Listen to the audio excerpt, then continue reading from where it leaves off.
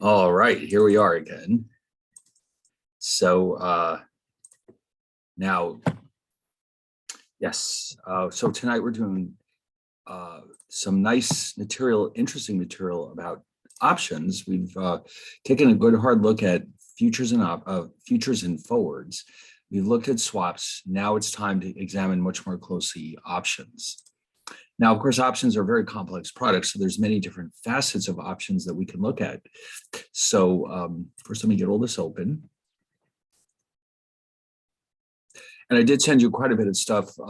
There are some slides, there's two sets of slides, and there's also some templates, which will also be useful for the assignment. And so basically, let's see, we got these two. And then we have the template. And also, what I did was I sent you a document that I found online, which is a very nice discussion about option strategies. And of course, you know, this book, this little pamphlet, I guess, is quite comprehensive. It covers several strategies that we will not have time to look at. But if you're interested, you can read through this and you can see that there's a lot of different strategies that we can create with options that would not be possible with other types of securities, even the other derivatives, because they're simply not flexible enough. All right, so let's start at the beginning here. And we're going to see that today we'll be looking at the basic properties of options. We're going to see how to calculate the payoff to an option. We're going to learn how to look at the profit and loss of an option. And then finally, we get to look at some basic option strategies, which are quite interesting, as a matter of fact. In fact, in a lot of ways, options are like building blocks that you can use to create much more complex strategies. In fact, you could almost compare them to Legos because there's so many different ways they can be put together to create all kinds of interesting products. And so the point of that is that we can either create some very sophisticated hedging strategies, or else we can simply use them to speculate about the future direction of a particular variable or security. So we know already that an option is a derivative security that gives the owner the right, but not the obligation, to buy or sell an asset in the future at a price that's agreed on today. So in a lot of ways, an option is really no different than a forward contract, except for the part where we do not have to go ahead and buy or sell the underlying security if we change our minds. So the forward contract, you're entering into a legally binding obligation. It's a contract. If you agree to buy gold in 6 months for $1,500 an ounce, well, then that's what you're going to have to do to satisfy your side of the contract. An option means that you can enter into an option which gives you the right to buy the gold again in 6 months for $1,500. But this time you can decide in 6 months that it no longer makes sense and that you will not go ahead and actually buy the gold. So that's why they're called options, by the way, because buying or selling the underlying asset is optional. All right. And so because of that feature, this is what really makes options so powerful. And it also is why we have to pay to enter into an option. With a forward contract, there's no price. You just enter into an agreement. With a futures contract, it's the same thing, except that you do have to potentially put money into a margin account, but that's basically just collateral. It's not an actual price. You don't actually pay for the futures contract. And the swap is structured very much like, as we've seen, a series of forward contracts. So again, there's no actual cost associated with entering into a swap. An option is different. With an option, you actually have to buy it. You have to pay money to the counterparty in order to enter into an option. And that money, you do not get it back no matter what happens. So in a way, it's like insurance in the sense that when you buy an insurance policy, you pay for the policy, and then whether you use it or not, you're never going to get that money back. Okay, it's something you have to pay for. So here, what you're actually paying for is the right to walk away from this position and not exercise the option. And that's what really makes it different from all the other derivatives that trade in the marketplace. So Each option has several key characteristics that we want to understand in order to determine how useful they are to us for our various trading or hedging strategies. And also these characteristics help determine the price that you pay for this option. First of all, the option is written on what we call an underlying asset. Now, this has been true all along. All of our derivatives up to this point have an underlying asset. And by the way, it doesn't have to be an asset. It could be like an interest rate, for example, or a stock index.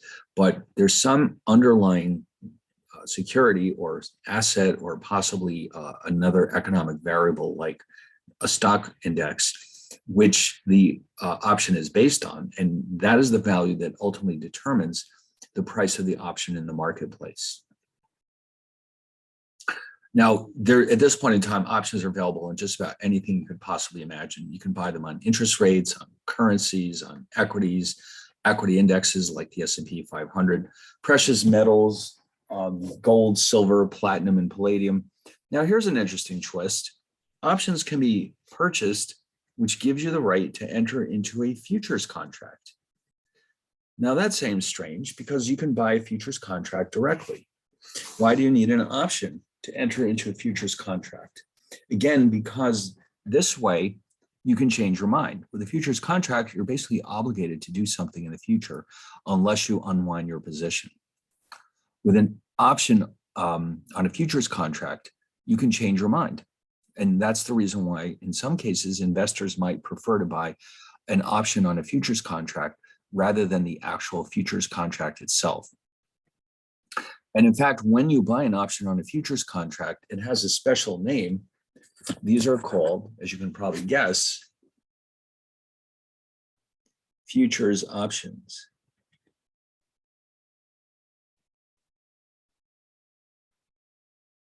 Options are the options that allow us to enter into a futures contract are known as futures options. Now, one of the most important benefits, let me just add another slide for this. One of the most important benefits of a futures option compared to an option written directly on an underlying asset is that it is never necessary to take delivery of the underlying asset or deliver the underlying asset. Okay, so in other words, when you enter into an option, let's say you decide to buy an option on the British pound, all right, and it gives you the right to buy British pounds. If you really want to profit from your option, you have to actually buy the British pounds with your option and then sell them in the marketplace.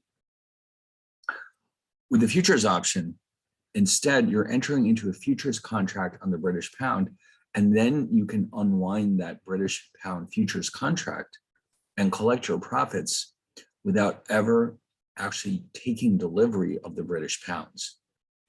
So it's more convenient when an option is actually a futures option because, again, actual delivery of the underlying asset is not necessary.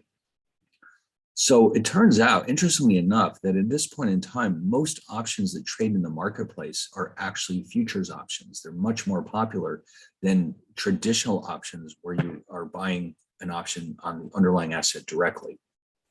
So, but having said that, some options are still, there are still many options that are not futures options because in some cases it doesn't really make sense. So we'll see as we go along that there are futures options in the marketplace, but there are also many options directly on the underlying asset. Just as a quick example of that, most currency options are actually futures options, but most equity options are written directly on the underlying stock. Okay, and this is because there is an active market in currency futures, but no market for futures on individual stocks. Okay, they don't exist. If you buy a futures contract on stocks, you're actually buying it on a stock index, like the S&P 500, for example. There's no such thing as a futures contract in Apple stock, let's say. So that being the case, it's not possible for an option to be written on that type of future. So if you want an option on Apple, you're actually buying an option that gives you the right to directly buy or sell Apple stock. With currencies, since there do exist currency futures, with an option, you can choose to buy an option on the currency itself or on the futures contract. Okay, but most people will end up choosing the futures version because it's more convenient. Now, I do want to point out too that there's many other options that are not really based on financial assets at all. And these are available in the marketplace as well, although they're very unusual. Some options are available on non-financial assets or variables. And you'd be surprised by some of these, such as options on the temperature, rainfall, snowfall, that type of thing. You can actually go out in the market and buy an option which provides you with a payment if the temperature is too high or too low, or if it rains too much or not enough, or if it snows too much or not enough. They do exist. So options are very widespread, they're very flexible, they're very powerful, and they're available on a surprising range of underlying variables, including things that have nothing to do with financial securities. So you never know what might be available in the options markets. It's very, let's just say they're very flexible. All right, so now by the way, why would you want one of these? Imagine yourself being the owner of a ski resort in Colorado. What's the worst thing that can happen to you? That it doesn't snow enough and that you lose a lot of money. So that's why you might want to buy an option on the snowfall, which gives you a payoff if it doesn't snow enough and you end up losing money. So what it does is it lets you hedge the risk that there isn't enough snowfall. Interesting. And I'm sure there's others too that I overlooked here. Now, what else do we need to know about an option to uniquely characterize it? We've already looked at the underlying asset, or it's sometimes just called the underlying, and it doesn't actually have to be an asset. We also have the strike or exercise price. So this is the price at which you're allowed to buy or sell the underlying asset or the underlying. Now we have this same idea with the forward contract too, of course. Remember, if you enter into a forward contract to buy gold, the contract specifies the price at which you can buy the gold. So the difference is that, let me make a note here somewhere. With a forward contract,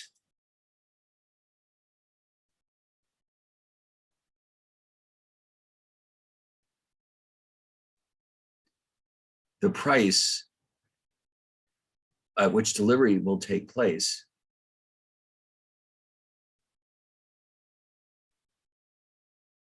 like gold, for example,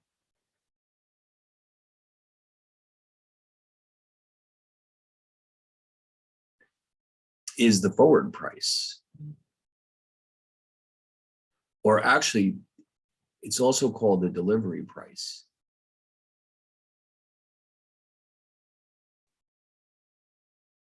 Okay, so with an option, we call it either the strike price or the exercise price. Okay, so they mean the same thing. We'll use them interchangeably.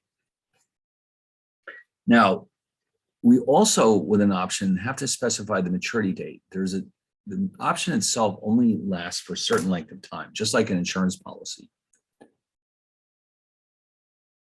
And of course, the same thing was true with all the other derivatives. A forward contract, let's say you buy a 3-month forward contract for delivery of gold at $1,500 an ounce. We would say that the maturity of that contract is 3 months. Same thing with a futures contract. It has a maturity. It only lasts so long. A swap as well.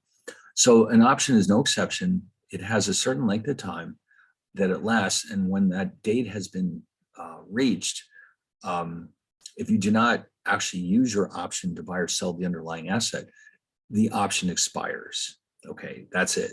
It's gone. It's over. The contract has expired. Now, most options in the market have maturity dates of less than a year in the future. In fact, many of them are as little as 3 months. So these are not very long contracts, although there are a few that are longer than that. But most of them have maturities that are typically between, let's say, 3 to 6 months. Okay, now what else? Now this is interesting. Remember, with forward contracts, the forward position that lets you buy the underlying asset is called a long forward position. The position that lets you sell is called the short forward position. With options, the terminology is a little bit different. The option that lets you buy something is called or referred to as a call option. And the option that lets you sell something is known as a put option. I don't know why. I'm not familiar with the origin of these terms, but that's what they're known as, the call and the put. All right. And then finally, another way in which we can classify options is as follows. A European option can only be exercised on the actual expiration date. So in other words, when you buy a European option, you have to wait till the maturity or expiration date to decide if you want to buy or sell the asset. An American style option gives you a lot more flexibility. You can exercise it anytime you choose, right up until that expiration date. So between the two of these, clearly the American option is much more powerful and flexible than the European option. But because of that, the American option is also a lot more expensive. Just like in any other market, you have to pay for what you get. In other words, if you want a more powerful option, you have to expect to pay a higher price for it. And that's what's happening here. Okay. Now, by the way, there are other types. These are the standard types.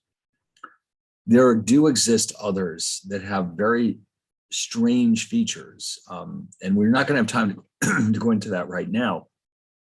But the other types are collectively known as exotic options because their features are very, very complicated. They all have interesting names. For example, there's an Atlantic option, and there's an Israeli option, and there's, a Bermudan option. There's all kinds of options, and their names don't really tell us a whole lot. We have to know what they are. But and there's an Asian option. I forgot about that one. There's a look back option. There's all kinds of crazy options out there. But these are the most important ones. These are the ones, almost the vast majority of options in the marketplace are either European or American, and they have very basic standard properties. And so for that reason, these are both collectively known as plain vanilla options.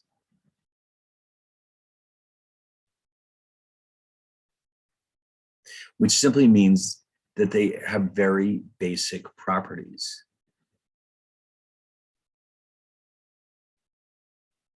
The more complex versions, which I hope we have time to look at them later on, because some of them are absolutely insane, are known as exotic options. Okay, exotic options. So anyway, so the names, again, I'm not familiar with the origins of these names, but this is what they're known as. And then here, now this is the big deal that we've been building up to. The option premium is the price that you must pay to buy an option. Now, this is, by the way, where all the rocket science gets involved. The math underlying option pricing theory is very, very complex. In fact, this is one of the reasons why many physicists ended up working on Wall Street, because the math is very similar. A lot of the math that goes on behind the scenes here is actually taken from physics and applied in obviously very different ways than what physicists were used to seeing, but they're all familiar with the math. In fact, the developers, as we'll see, of the first option pricing model eventually won the Nobel Prize in economics. It turned out to be that important because it was such a complex, challenging problem that while before this model came along, there's very little options trading because nobody really understood what they were worth. Once this model came along, it became possible to understand their value, and then trading absolutely took off. And to this day, I mean, the volume of trading in the options markets is absolutely staggering.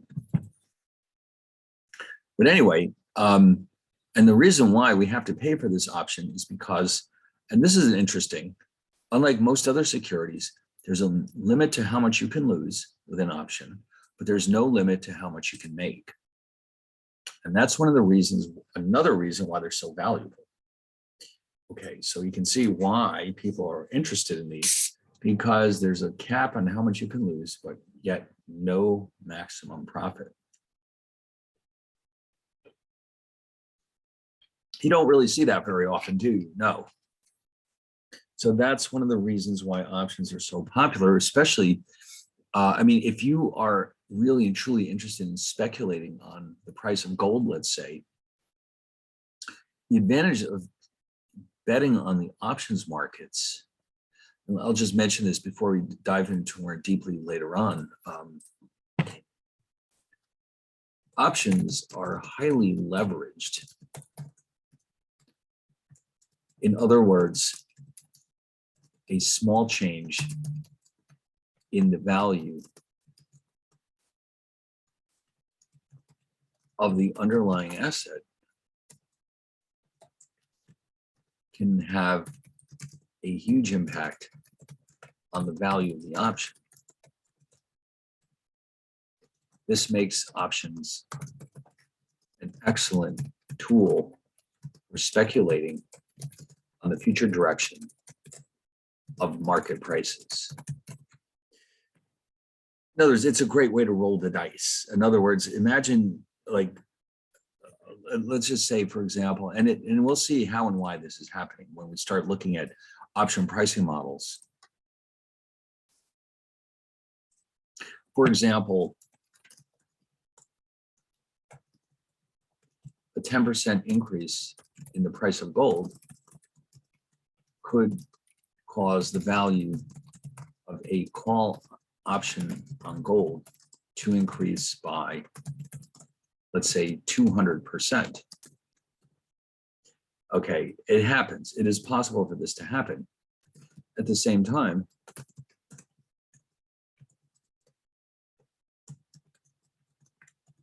it is impossible to lose more than the value of the option.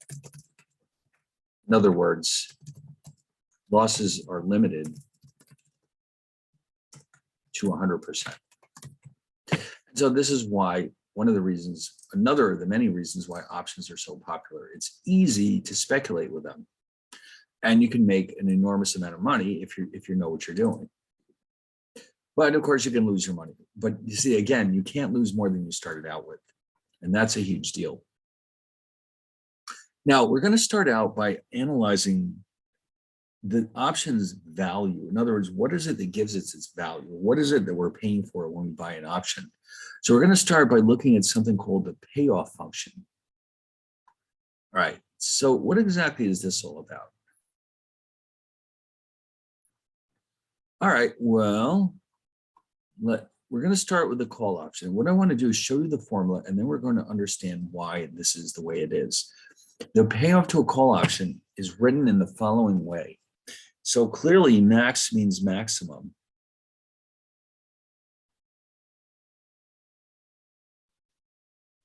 S is the price of the underlying asset. And, let's just say that it's gold, just to keep it simple.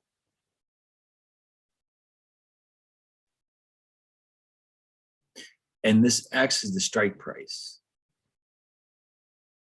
of the option. So if the price of the asset is greater than or equal to X, then the payoff is the difference between the two. Otherwise, the payoff is zero.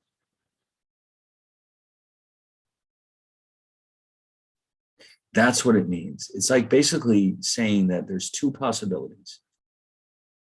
The payoff is either S minus X or it's zero, whichever is greater. It's always whichever is greater. So you can see the nice thing about this, that payoff can never be negative. And that's kind of nice. All right, so let me show you an example of this.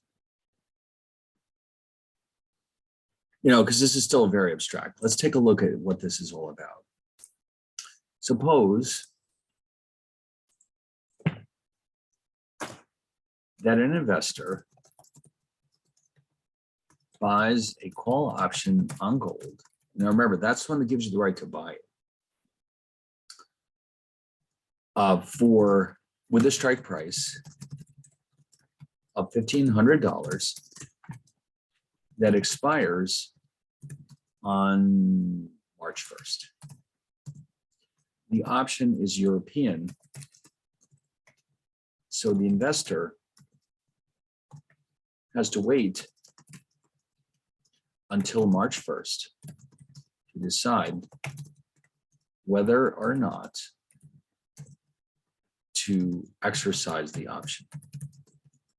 All right, so here we are. We bought this option. It's a call option. So we're hoping that the gold price goes up, because if it does, we will have a positive payoff. If it doesn't, we may end up with nothing. All right, so here's what's going to happen. If on March 1st, market price of gold is 1,700 per ounce, the investor will exercise the option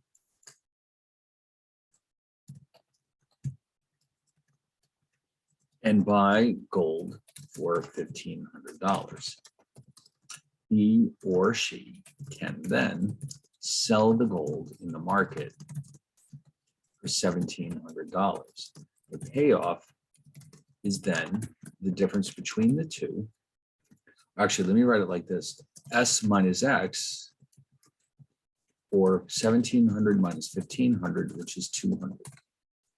Nice, $200 that I didn't have before because I bought an option on something that went up in value.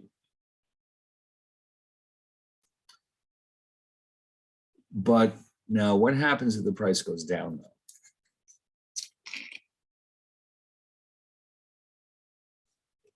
Good question. I think we already know the answer to that. What if the price does the opposite? If on March 1st, the market price of gold is 1,400 per ounce, the investor will not exercise the option. This is because he or she can buy gold in the market for 1,400 rather than use the option to buy it for 1,500. So the option is allowed to expire without being exercised. The payoff is therefore zero. We just didn't use it. You get no payoff from it. All right. So because the price of the gold fell below the strike price, we just don't bother to exercise the option, and therefore the payoff is zero. It's not negative, okay? It cannot be negative because, I mean, if you were foolish enough to exercise the option, yes, you would have a negative payoff, because then you'd be saying, well, I'm going to use my option to buy for $1,500 when it's only worth $1,400. But we're going to assume that nobody would ever do that. So the payoff then is not negative 100, it's actually zero. All right, so again, between the two of them, it's always going to be the larger of the two, either S minus X if it's positive, or zero if it's not. That's what the payoff means. Now, here's some terminology. This is Wall Street terminology. You see this written sometimes in articles about options. When the option, now this is still the call, when the asset price exceeds the strike price, which means we would have a positive payoff, we say that the option is in the money. Okay. Now, this terminology came from horse racing, apparently, and somehow it just got popular for traders to use this terminology to describe their options positions. So I do not know how and why this happened, but there it is.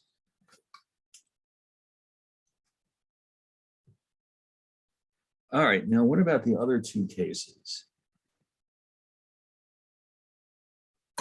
All right, when S is exactly equal to X, when we would have a zero payoff, we were essentially breaking even and the option is said to be at the money. And the cases when S is below X and we would not ever exercise the option, we say that it is out of the money. Okay, now what's coming up next is I have a series of examples where I've put together diagrams so we can see the relationship between the payoff to the option and the price of the underlying security. And these graphs will prove to be a very important tool for helping us understand how options work and also how to set up some very interesting strategies.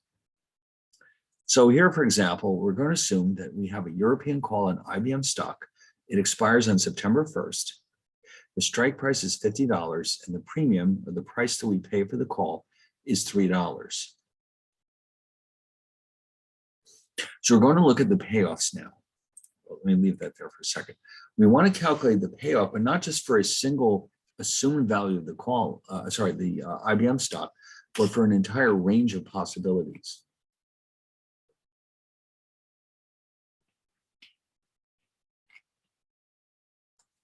So what I've done is I filled out a chart for you, which I've shown you a whole slew of different possible values for IBM stock on September 1st, ranging from $30 to $75.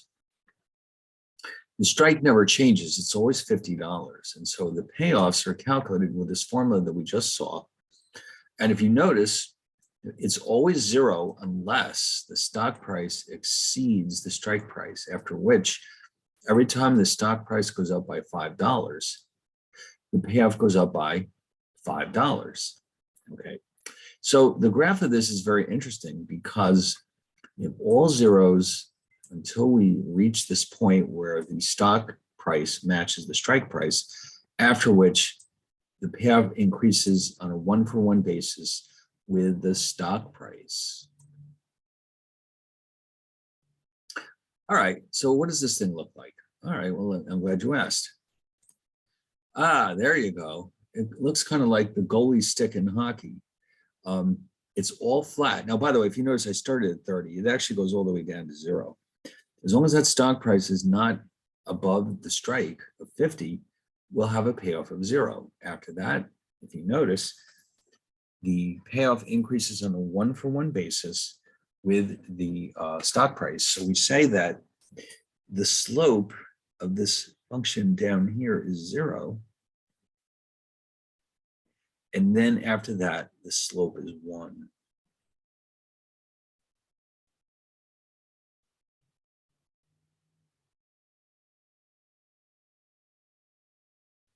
All right. So now, here up to this point, we've been talking about the payoffs, but here's what we've been neglecting. What about the price that we paid for the option? The payoff basically only explains what happens as a result of the price going above or below the strike price. The actual profit of your position has to take into account how much you paid for the option. So, for example, in this diagram, when you have a 0 payoff, you're actually losing $3 because that's the price of the IBM call option. So we're going to now look at a new graph, which is looking at not the payoffs to the option, but their profits and losses. So the option will be exercised as long as the payoff is positive. That's how we make the decision. But whether we earn a profit or loss That depends on the premium or price paid for the option. So for the owner of the call option, the profit or loss is calculated as the payoff minus the premium. So we have the payoff, max S minus X and 0, minus the call price or premium. And so if you notice, the profit or loss can be negative. Okay, the payoff has to be 0 or positive, but the profit or loss doesn't have to be positive.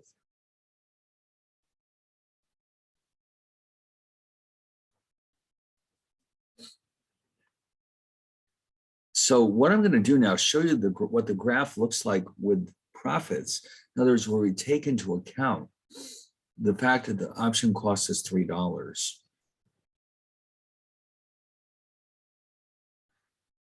All right, so I'm going to show you the new charts.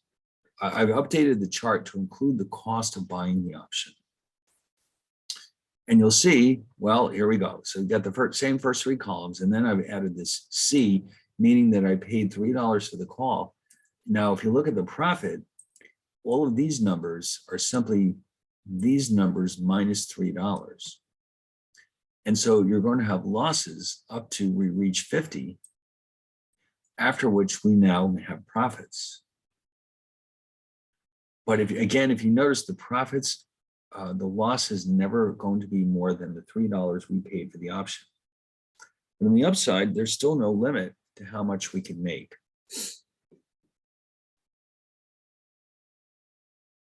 So this is what the graph looks like now.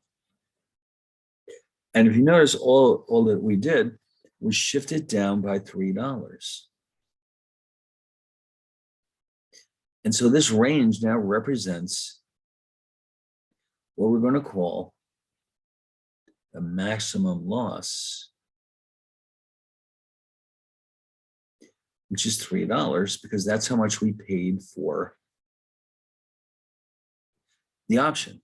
Then, as the price of the asset goes up, all of a sudden, you see there's a point where we break even.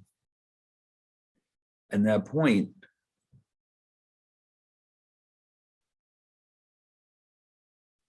is 53,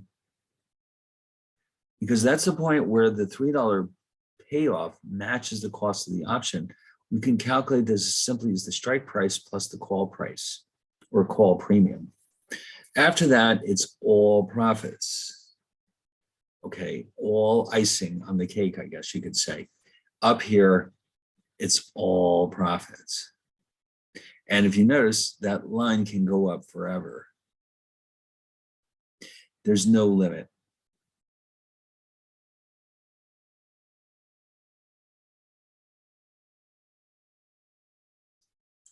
All right, now this is clearly the more relevant of the 2 diagrams, but sometimes it's easier to work with the payoff diagrams, especially if you're trying to create complicated trading strategies. But here we're seeing that this is what the profile looks like for a call option. And with this graph, you can see at a glance what will happen no matter what the stock price does. Now, in the document that I sent you, I think they start out with the basic positions. Let's see, what do we have here? Here's a call. Now, when they say the word long, it means you've bought this call. Later on, we'll see that you can actually sell a call. But if you notice, it looks just like our diagram, doesn't it? It sure does. That's the basic payoff profile, a profit or loss diagram for a long call, which means we own a call. Now you notice they describe this position as bullish. Now bullish means that we're optimistic, or we will profit if the stock price goes up. The risk is limited to how much we paid for the position, but the reward is unlimited. Now, the rest of the stuff we'll get to as we go along. Oh, and by the way, in the bottom, it says break-even price is the strike plus the premium, as we've already determined. The volatility we'll discuss later on, but that refers to how much the stock price changes. If the stock price is very stable and hardly ever moves, that actually reduces the value of this call option. We don't want that. We want ideally a stock that bounces around a lot. That makes our option that much more valuable. And we'll explain that later on. But normally options benefit from market volatility. Okay. All right, now, put options. Now, puts are the ones that let you sell an asset. Okay. So you're actually going to benefit when the price of the stock goes down. So you'll buy a put when you're very pessimistic about the future direction of a stock or any other asset. So in other words, you notice the nice thing about this is that with the call, you're basically in a position where you can bet on the price of the stock going up. And if you're right, well, you'll make money. With a put, it's the opposite. If you're really pretty sure that the price is going down, you can buy a put and then you will benefit when the price does go down. Your profits will happen when the price goes down.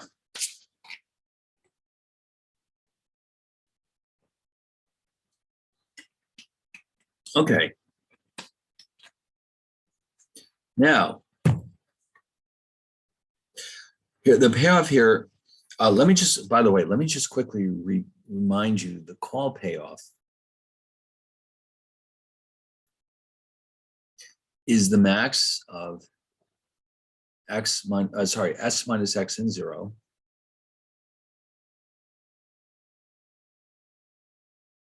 This one is the opposite. We reverse the two. It's X minus S and 0. It's still the max. In other words, you can't have a negative payoff here.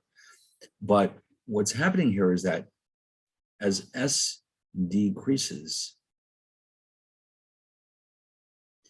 X minus S increases, and therefore the payoff increases.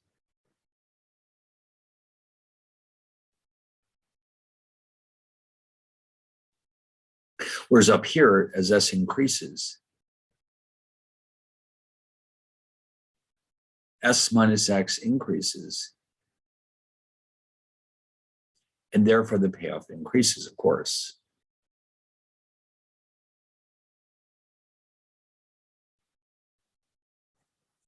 So that's why it's written this way. So with the put, you're benefiting when the price goes down. So now, and by the way, this is another reason why options are so popular. Before options came along, it was very difficult to bet against a stock. In other words, you could sell a stock you already owned, but it wasn't realistically possible to put yourself in a position where you benefit from the stock price going down. So this is a way now that you can do this without too much difficulty. Now, just like before, that's our payoff. The profit or loss is calculated by taking the payoff and subtracting the put premium, which is, we'll designate that P.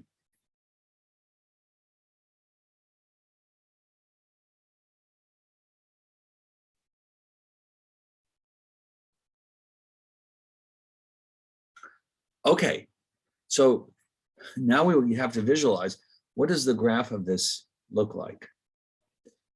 Okay, now it's not easy to imagine this, so we'll take a look at it. By the way, as far as this terminology goes, all of these are reversed from before. Because now in the money means the stock price is below the strike. At the money, well, this is the same, but the other two are the reverse. So now in this case, if the stock price is above the strike, with a call, you'd be in the money, but with a put, you would be out of the money.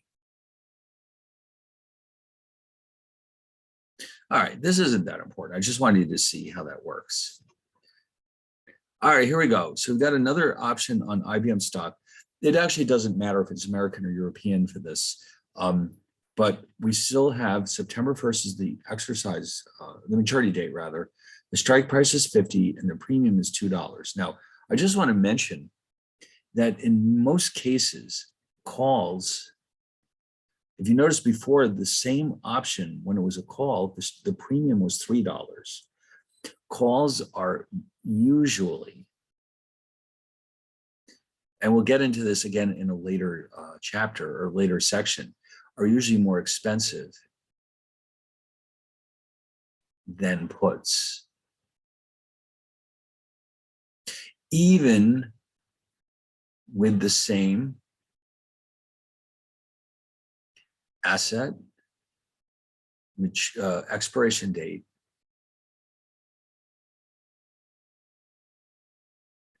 and strike price, even allowing for the fact that they're identical in every way, except that one is a call, one is a put.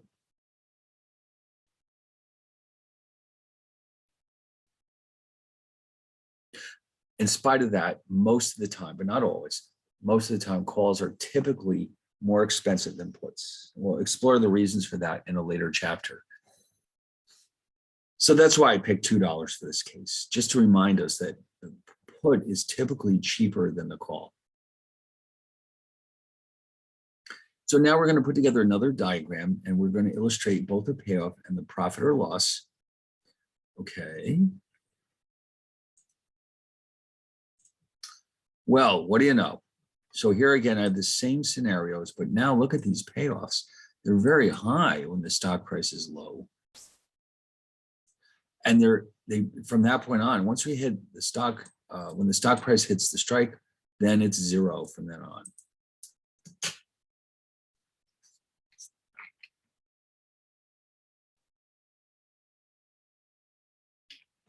All right, so what about the graph? Interesting question. Well, let's see what it looks like. Ah, look at that. So here the payoff is zero. Or you could also say the slope is zero. And over here, because each $1 decrease in the stock price adds $1 to our payoff, the slope is -1. Okay, and remember for the call, we had this.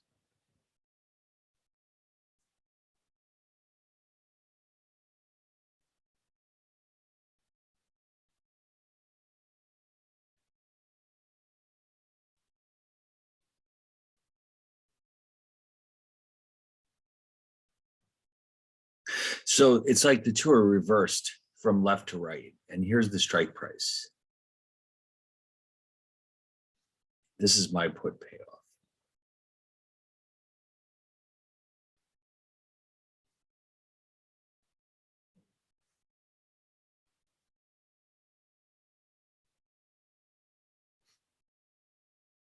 Okay, now, what about when we take into account the price of the option, the $2? All right, well, let's look at the charts. And again, you notice the first three columns are the same. They only have the $2 put price, of which I have, of course, have to subtract from all these payoffs. And you can see that we're making money as long as the stock price is less than 50. After that, I'm losing money. Right. So basically, just like before, we're just going to shift the curve down by $2. All right. So we'll shift this down by $2 because that's how much the put costs. And therefore, we have our maximum loss down here.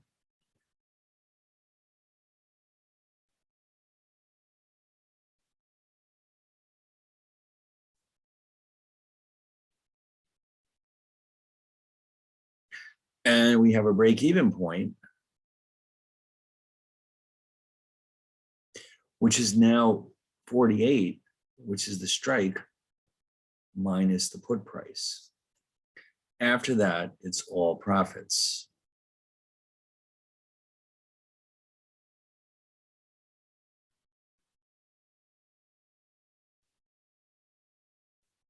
Now, one thing I do want to point out here, though, is that unlike with the call, the profit actually does have a limit here.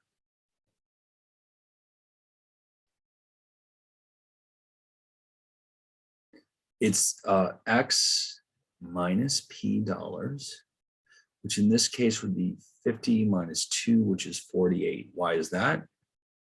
Because the stock price can never be negative.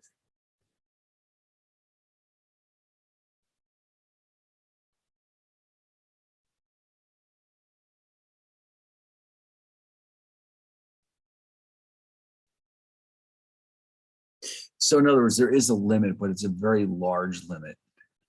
Okay, we can only go up to 48. I mean, imagine you paid $2 for this thing and you end up making $48. That's not too shabby.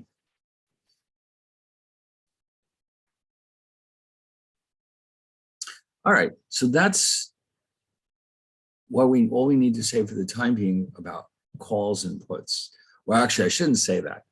These are the basic structures of the calls and puts. Now, the one thing all of those examples had in common, though, is that we're the buyers. Now, you can probably imagine that in order to buy an option, there has to be a counterparty who's selling it to you. So let me just quickly mention here.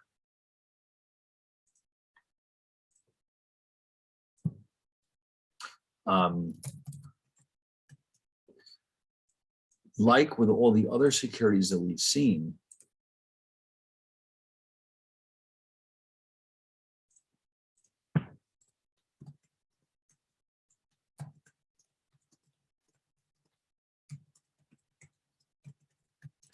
each option has two counterparties, the buyer and the seller. Now, here's one thing, though, that we do not see with other derivatives. Unlike other derivatives, options can be bought either on an organized exchange or in the over-the-counter market.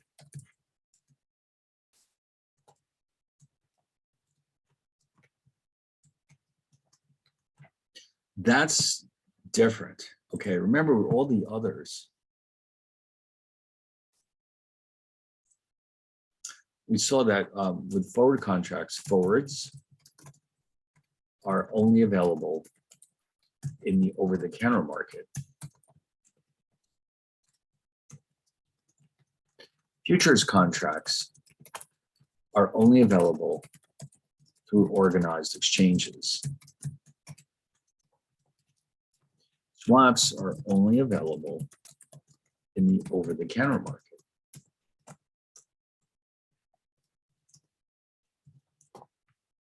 So options, some of them trade in the over-the-counter market, some of them trade in the exchange market.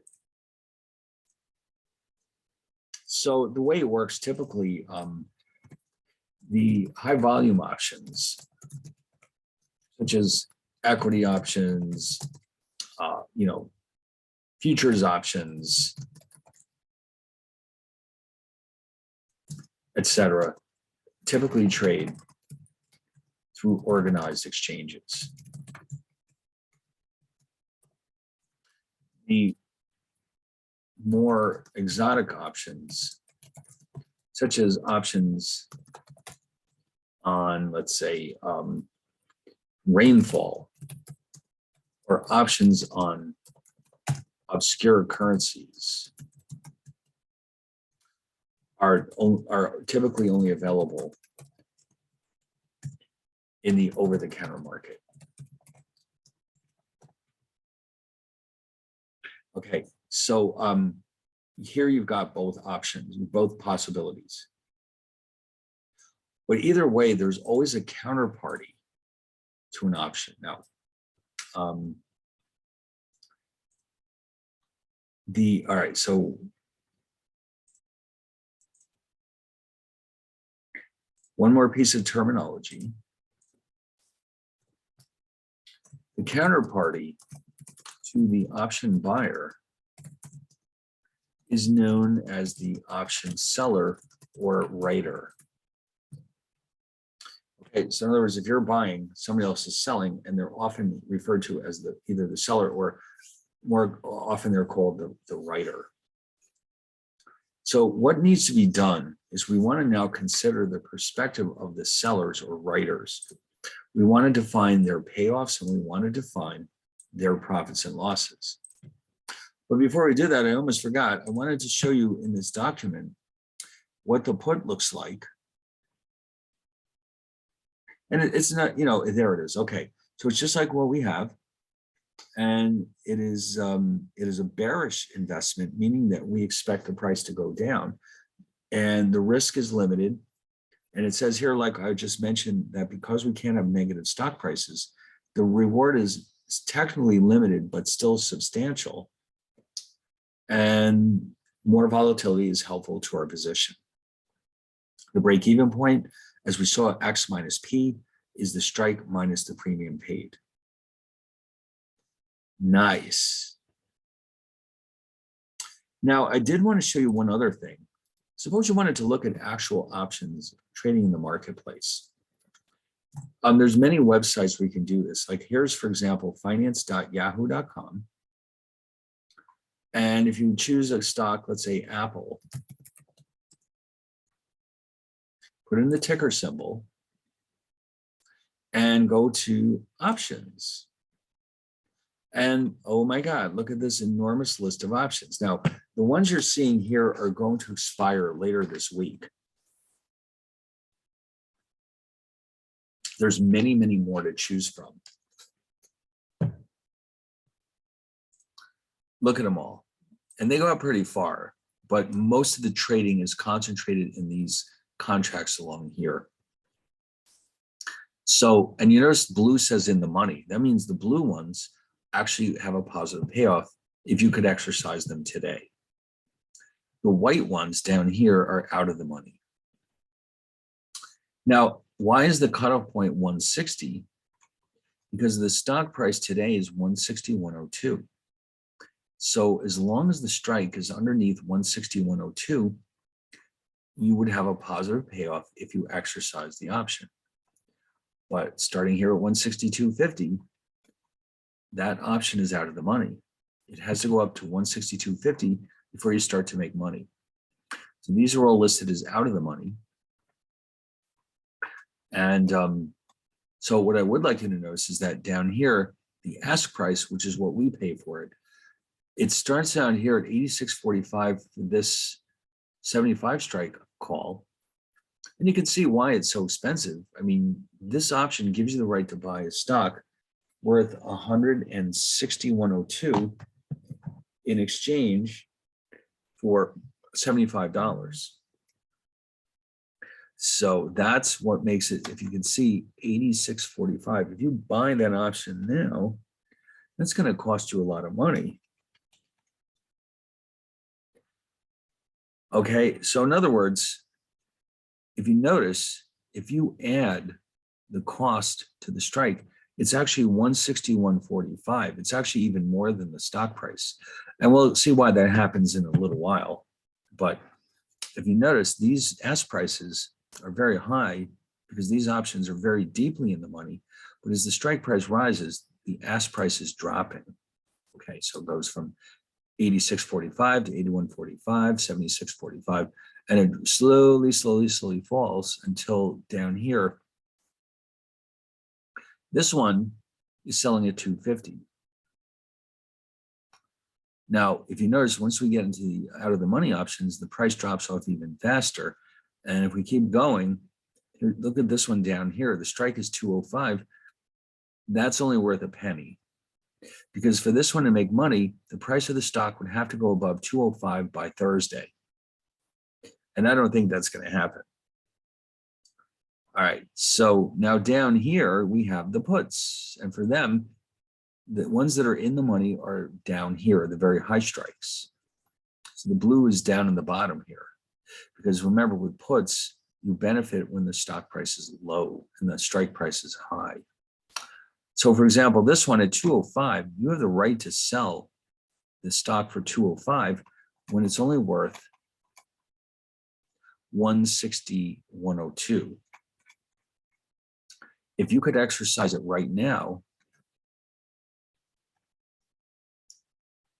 your payoff would be 43.98. So the price of the option is actually a little bit more than that at 44.25. And now as you move up the list, you notice the prices drop. When we move here to 160, where we're out of the money, the price is only $1.35, and then it drops and drops and drops. But of course, it can never go below zero. It's always worth something. All right, so that's an example of actual options. And like I said before, if you want to look at some of the other ones, like the ones that expire maybe in December, you'll see the prices are different. In fact, the more time it is until the option expires, the more valuable it is, and therefore the higher the prices will be. Okay. All right, and we're going to analyze these factors in great detail later on, like what factors cause the option to have the value that it does. Right now, we're primarily focused on the payoffs and the profits and losses, but we'll also take a much deeper look at how much each of these features contributes to the value of an option. So the seller, we're going to look at the seller now. We've been neglecting the sellers. Now, the sellers are actually kind of in the same position as an insurance company, because when you buy an option, you're paying the premium to the seller. And when you make money, they're the ones who lose money. Just like an insurance company, you pay them a premium. And if you don't ever have an accident, well, they get to keep your money. But if you do have an accident, they have to compensate you for your losses. So that means your gains are their losses. So a dollar gain to the buyer is a dollar loss to the seller or writer, and vice versa. Between the buyer and the seller, the total profits are zero, because the gains of one equal the losses of the other. Now, that means the writer's in a very scary position because everything is in reverse. Look at this. They have limited potential gains and unlimited potential losses. Wow, now that's a scary position to be in. But in exchange for all that, they get to keep the premium or price, just like the insurance company. Okay, now let's look at these payoffs. So these are the writer. Now remember, for the buyer, I'll just repeat those over here. The call buyer's payoff was max, S minus X and 0. The put buyer with this, and if you notice, if you add together the payoffs to the call buyer and seller, they add up to 0. And if you add up the same thing for the put buyer and the put seller, they add up to 0. That's exactly what we would expect. So the only difference is right here. Okay. Now, what about the profits and losses, though? Remember, for the buyers, we subtracted the premium. Now we're going to add it. Okay, that's the big difference. They're the ones who keep the money, and that's regardless of whether the option is exercised. Okay, so let's take a look at the profit and loss functions. Oh yeah, there you go. So again, it's the payoff plus the premium this time. Payoff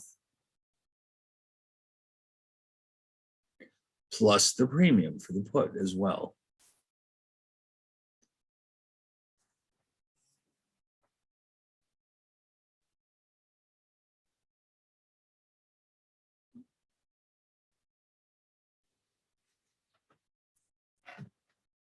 All right, now we're going to also show the diagrams for the sellers or writers. All right, so first we'll look at the same positions we had before. The European call and put on IBM stock. And so here's the chart. We had this before. Now you see what's different now. All of a sudden, well, yes, these are all zeros. When we get into the money, the payoff is negative. Okay. Negative. So here we have -5, -10. And that's because the buyer is exercising and collecting a payoff, in this case of 5, that's our loss. Here's 10, that's also a loss for us. So we're losing money all over the place as long as the option finishes in the money. Ouch. So look at this graph. Ooh, it's upside down compared to the call buyer. Let me just quickly remind you what that looked like.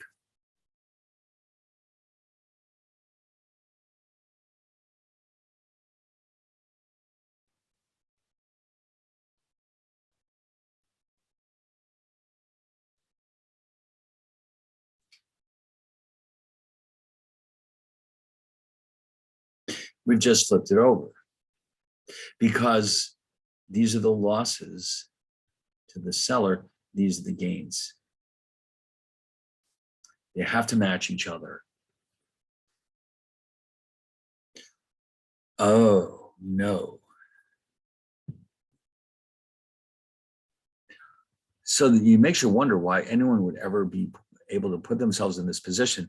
Well, what happens is typically if somebody is selling options like this, they may have other positions that can help offset the risk. All right. And also keep in mind that this also generates revenues. Now, what about profits and losses? How do we affect this diagram for profits and losses? Well, let me show you my chart again. Here, I remember the call is worth $3, but we get to keep that. So this time I'm actually adding these together to come up with the payoff, or the profits rather. So again, we'll make $3 as long as we're out of the money or at the money. After that, we start to lose.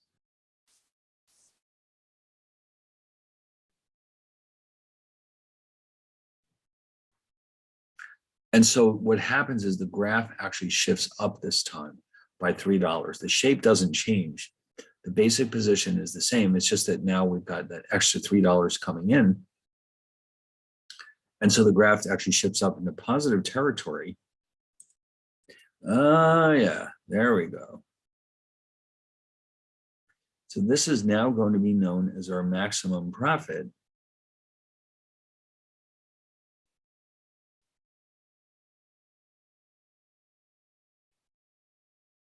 Of $3. And then the break-even point is the strike plus the call price of 53. After that, it's all losses. And if you notice, this line could go down forever. There's no limit to how much we can lose. Wow, that's scary.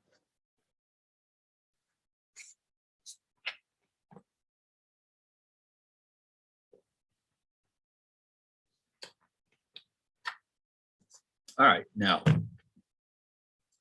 how about the seller of the put? Now, this is the seller of the call. What about the seller of the put? All right, let's take a look at that. Now, here's the payoff. And again, you notice it's the negative of what we had before. We're breaking even, or at least we have no payoff here. And then once the money option moves more deeply into the money, and we start having negative payoffs because the owner of the option is exercising it and getting a positive payoff, which comes out of our pocket.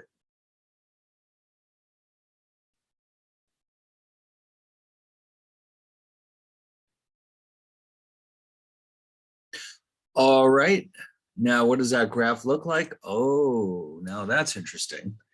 And again, I'll remind you here what the put payoff looked like, the buyer looked like.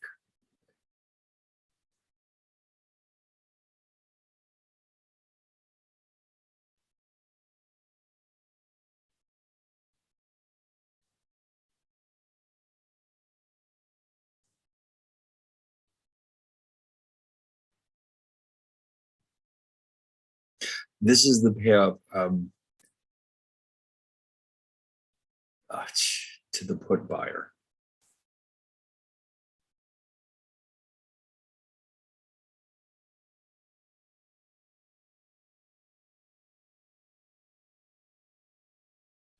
And so the two are opposites. In other words, it's like the one is flipped over from the other.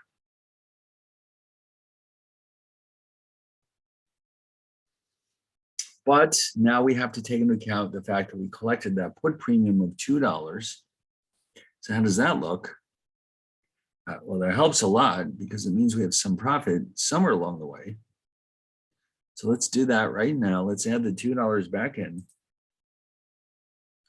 And you'll see that, again, we are going to keep the premium of $2 if the option stays out of the money. But after that, then we start to lose.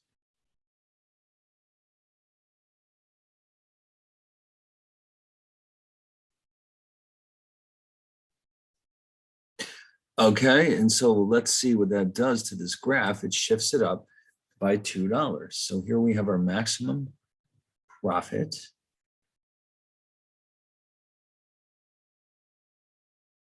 $2.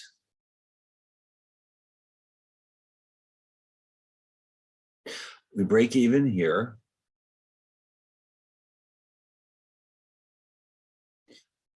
That's 48, which is X minus C, minus P rather.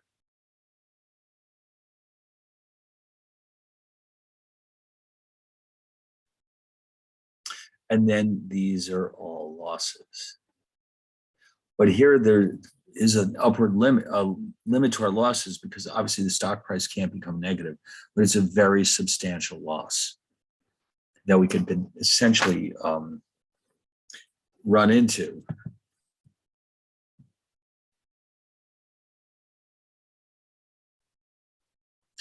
All right, so those are the four basic positions. The long or the owner of the call, the seller of the call, the buyer of the put, and the seller of the put. Okay, so there's four basic option positions. And as I said before, we can combine these into some very interesting strategies by buying or selling different combinations of these four basic positions. Now, let me just take a quick look at this. I think it might have as separate positions the seller of the call and the put, but I'm not positive. Maybe not. That's all right. We don't need that. We got bigger fish to fry here, I guess. All right, so let me show you exactly an example of what I mean. Now, first of all, there's many, many, many different kinds of strategies we could create. The two basic styles we'll be looking at are known as spreads and combinations. All right. So we'll be looking at the spreads obviously first and then the combinations. What's different about the spreads and combinations? What is it that separates them from each other? All right, well, the spreads are basically created from either two or more calls or two or more puts. All right, so I'll show you that here. A spread is created from multiple options of the same type, meaning they're all calls or all puts, although they must have the same underlying asset. So in other words, you can't have a call on IBM and a call on Xerox. It has to be different calls in IBM. But the strikes can be different. And so can the maturity dates, although that is kind of unusual. Mostly it's the strikes that will be different.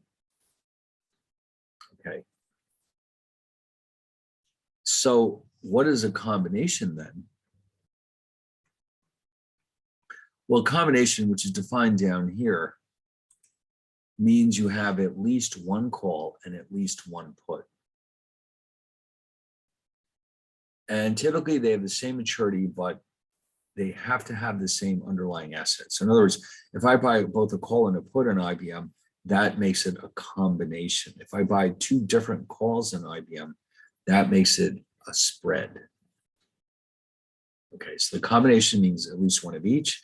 A spread means all of the options in my position are either calls or else they were all puts. Now, there's different kinds of spreads. Some of these spreads are designed to benefit from rising stock prices or asset prices. Some of them are designed to do the opposite. And in fact, if you look in this document, there's tons of them here. And you look at these graphs, you can see all the bizarro payoffs that we can create with these different option combinations, spreads and combinations. Okay. And the reason for doing this is because we can create very complex hedging strategies, or else we can simply speculate on the value of the underlying asset with these positions. All right. So we're going to start with a very optimistic one called the bull spread. Now, you know, on Wall Street, the word bullish means optimistic. So bull spread is designed to make money when the stock price goes up. But it's a little different than what we've seen up to this point. So here's what we're going to do. We're going to buy 2 calls or 2 puts on the same stock with the same maturity date. But the one that we buy has a lower strike price than the one that we sell. Now you notice we're both buying and selling at the same time, but not the same strike price. That's how we separate the two. We're buying a call with a low strike and selling a call with a high strike, or we're buying a put with a low strike and selling a put with the high strike. In the example here, we're just going to use the 2 calls, but we could also do the same thing with 2 puts. Okay, so what in the world does this accomplish? Good question. Now, oh, by the way, just in case, in order to keep track of which is which, if we're using calls to create this thing, we call it a bull call spread. If we're using puts, then we, of course, call it a bull put spread, of course, obviously. All right, now let's go back to the example of the IBM stock. We have a European call, which you've already seen. On IBM, the strike is 50, the maturity date is September 1st, and the option sells for $3. Now, you saw when we were looking at finance.yahoo.com that there are typically many, many different strike prices to choose from for any given option. And here we're assuming that there exists a 53 strike IBM call. And because the strike is higher, it sells for only $2 instead of $3. So if you notice, both options are written on the same stock. And in addition, they both mature at the same time. The only way they're different is that this one has a lower strike, so we're going to buy it, and this one has a higher strike, and so we're going to sell it. Wow, that's a strange position. What is it going to look like? All right, so we think of this option as option 1. We can think of this as option 2. So the lower strike call is more expensive. Of course it is. So let's keep track of these.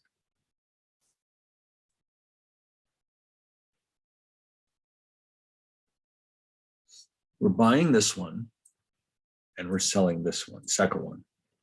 So what we're going to do in this chart is create the 2 payoffs. Now remember, we bought this one, so it's got a positive payoff. This is the one we sold, so it's negative max, S minus X2 and 0. Here's the different scenarios for the different possible stock prices. These are the payoffs for each individual option. And then we add them together. This is the payoff to the bull spread. If you look carefully at it, you'll notice that while it continues to rise, as the stock price rises, it hits a peak of $3. And then once it hits that peak, it never changes again. So this position has a maximum and a minimum value. which we have not yet seen before.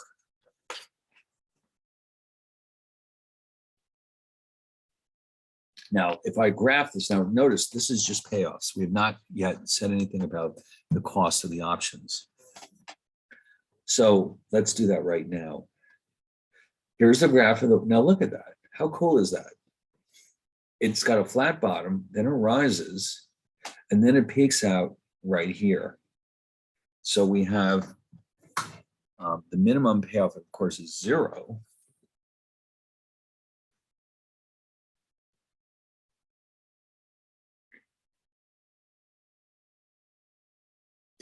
Here's the maximum payoff, which is 3.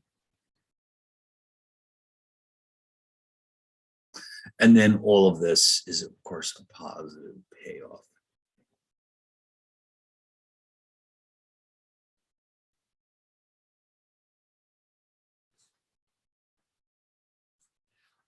Now, remember, now here's the interesting part. We bought a call that has the low strike.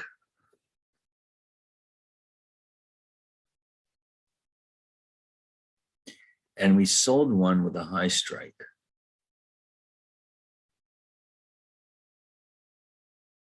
Now, we bought the low strike, we paid $3 for the low strike call, but we collected $2 when we sold the high strike call. So what that means is the net cost of this position was only $1. We reduced the cost of this. I mean, imagine if instead we just simply bought the 50 strike call in the first place. We would have paid $3 for it, and the payoffs would have been the same up to here, and then they would have kept going up forever. So what we've done here is we've sold off the upside potential in exchange for collecting $2 today. So we reduced the cost of buying the 50 strike call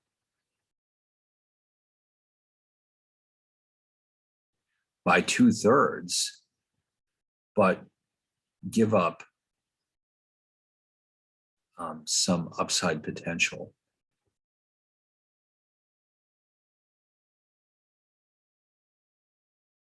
That's what this is actually accomplishing. We're compared to buying the 50 strike call, we saved $2 out of $3. We reduced the cost by 2/3, but in exchange for that, we have to give up any upside potential. Any time the stock price goes above 53, we're capped right here with a maximum payoff of $3. So that means we're basically, let's say we're optimistic, but only cautiously optimistic. We think the price will go up, but not past $53. Interesting. If we're right, our rate of return could be quite high. If we're wrong, we'll be very sorry. Imagine that the price goes up to 75 or something like that. That could have been our money. All right, now this next chart shows the actual cost of buying this position. All right, so this is the profit to the 50 strike call that we bought, and this is the profit or loss to the 53 strike call that we sold. So when you add these together, the range of possibilities is from a loss of $1 to a gain of $2. So we've shifted the entire diagram down by $1 because that's how much it costs to set it up. And this is what you would expect to see. So these are the two strikes.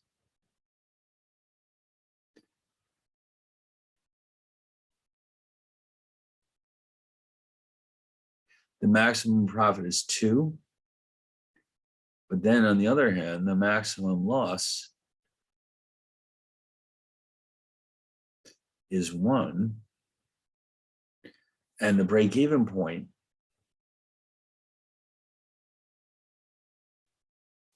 is the strike plus the call price minus the put price.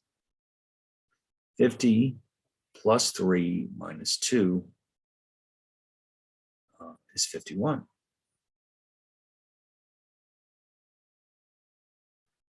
Interesting. Wow. So you can see, I mean, once you get started with this, trying to figure out different ways of combining these options, it's almost like I said, it's like a set of Legos. You can produce almost anything you want.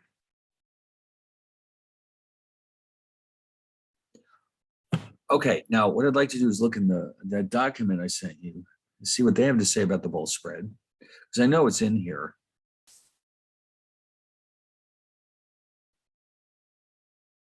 Bull call spread, there it is. You buy a call, sell a call at a higher strike. It's bullish. The risk is limited, but the reward is also limited. So the break even is the call strike plus the net premium paid. Okay. And that's, you see how it looks like the same thing. Excellent.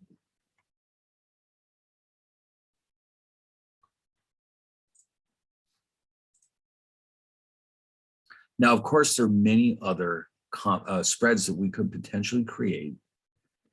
Now, in the appendix, I've added some more that we might not have had time for. So because obviously, I think we'll have time tonight to look at some of the more advanced versions of these. So that's what's coming up after this. But first, we want to look at the combinations. But before we do that, it's 7:30, so I think it's time to have a break. But remember, what's happening here is you're going to buy at least one call and one put with the same strike, the same maturity and the same asset, and see what kind of positions we can create there. Then we'll dive into the appendix, and we'll see some of the more advanced positions that we can potentially create with our calls and puts. Okay. So the appendix has a lot more of these. Then, if you look carefully at your template, the template is set up to actually do this directly in Excel. And the reason why this is here is so that you can do the assignment more easily, because the assignment will have you creating these different positions in Excel. Okay. All right. So let's stop here. Get some refreshments, and we'll dive back into some more of these exotic strategies, and see what other things we can do with these options. And believe me, the sky's the limit. It's amazing what you can do with these. All right, so let's cut it out for a little while, and when we get back, we'll dive into some more complex strategies.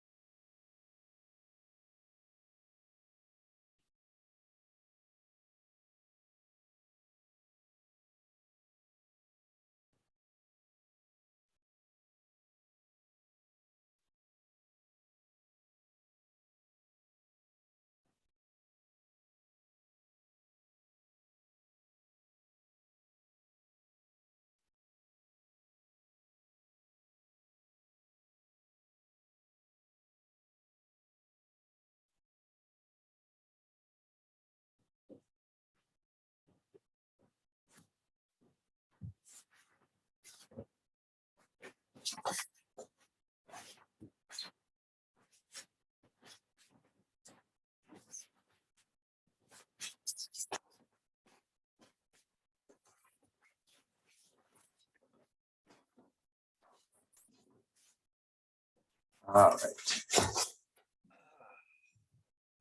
All right, now we're ready for combinations. Now, the combination is the one that has at least one call and one put. They will have the same maturity and they'll be written on the same underlying asset, but the strikes might be different. They don't have to be, but they can be. Now, one of the more common types of combinations is a straddle. Now, what does a straddle do? Well, here it's a very simple idea.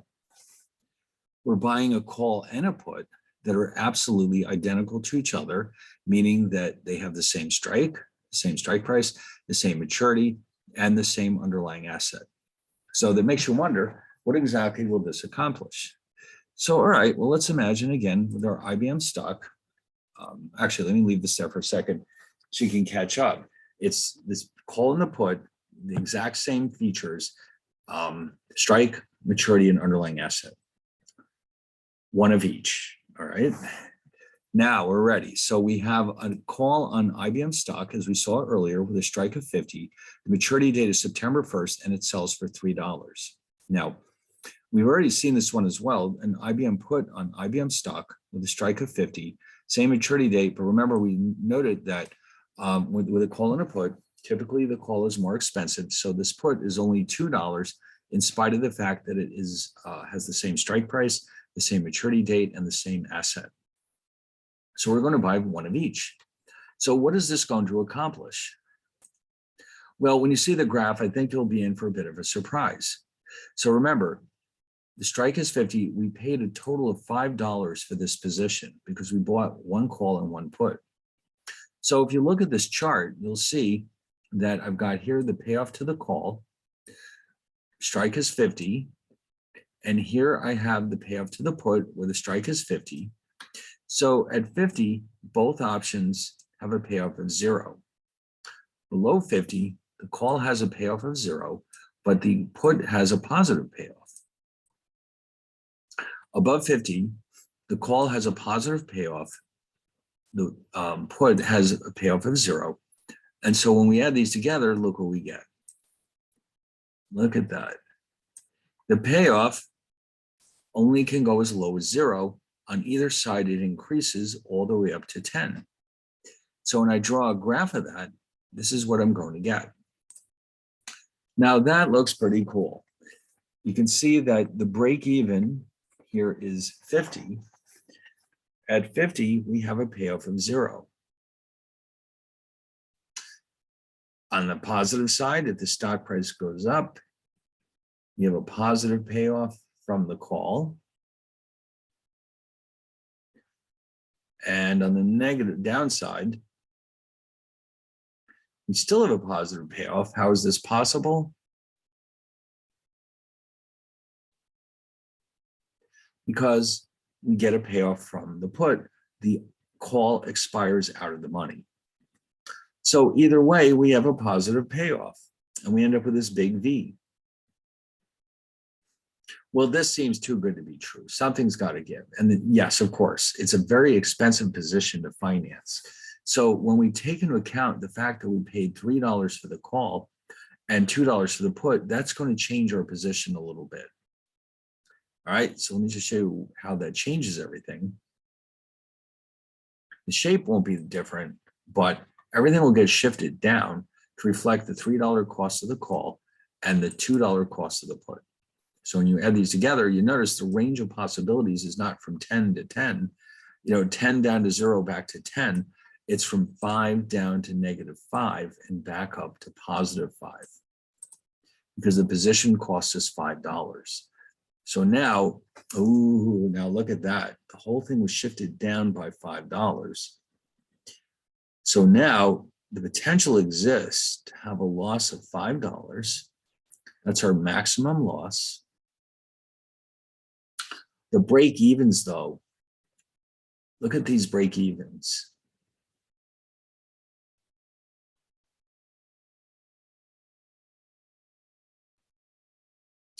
On the upside, it's 55. And on the downside, it's 45. So in other words, this is equal to X minus C minus P. This equals X plus C plus P. So what that basically means is that the stock price has to either rise above 55 or fall below 45 in order for you to make money. Anything else means you're going to suffer losses. So that seems like a pretty significant movement. Yes, making money requires the price to go above 55 or fall below 45. Anything in between means you're going to lose money. So when you set up this position, you're not betting on the price going up or down. What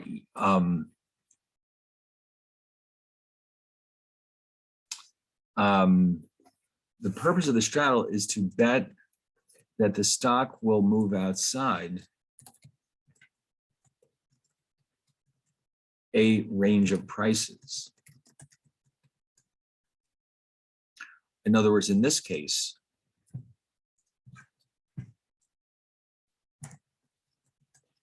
the bet is that the stock price rises above 55 or falls below 45. So you can imagine, I mean, there could be cases where this might actually happen. So let's imagine a scenario like this. When would this be appropriate? Suppose that this is the stock of a biopharmaceutical company. Tomorrow, the company will announce whether or not the FDA granted approval to produce a new, let's say, COVID drug. Okay. If the drug is approved, the stock price will likely rise significantly. If not, the price will likely fall significantly. We don't care which one it is. That's the beauty of this position. It doesn't make any difference. As long as one of those two things happen, we're going to make money. If the stock price goes way up because the approval was received, then we'll make money on this side, okay? On the right side, I guess, or the right arm of this thing. If we do not get the approval, the price will go down. And guess what? It doesn't matter. We're still going to make money. The thing that would be a problem is if the price stays in a narrow range. Now, how could that happen? Well, let's think about this. Suppose,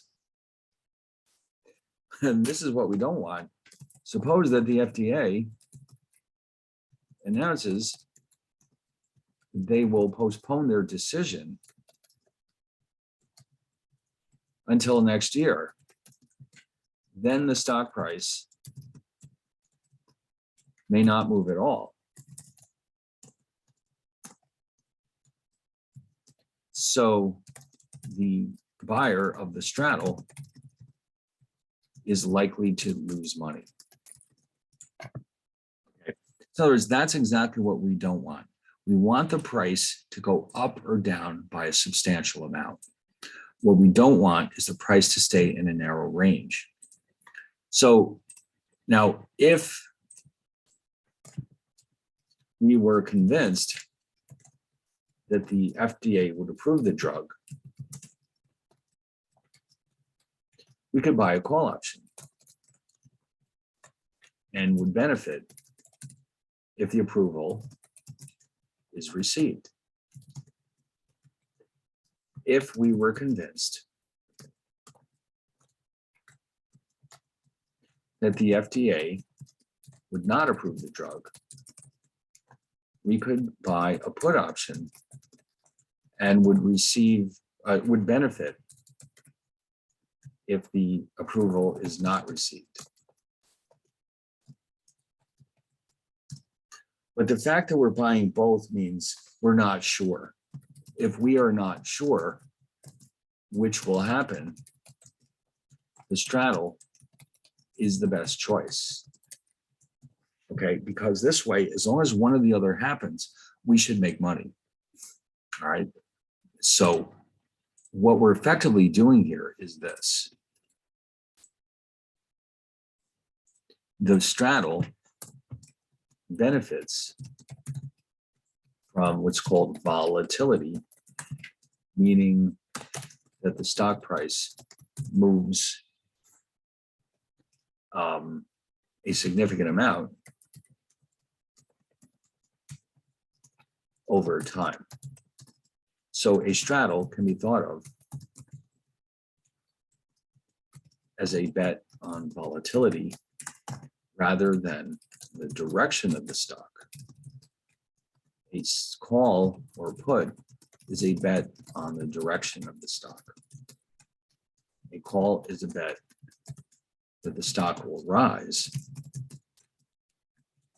while a put is a bet that the stock will fall.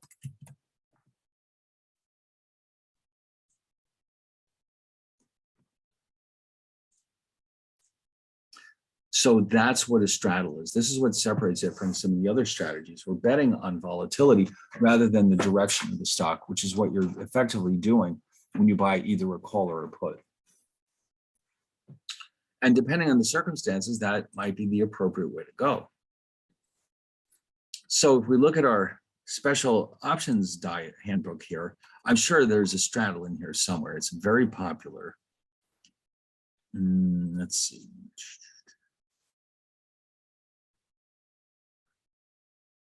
Up. No, that's a short straddle. That's the opposite.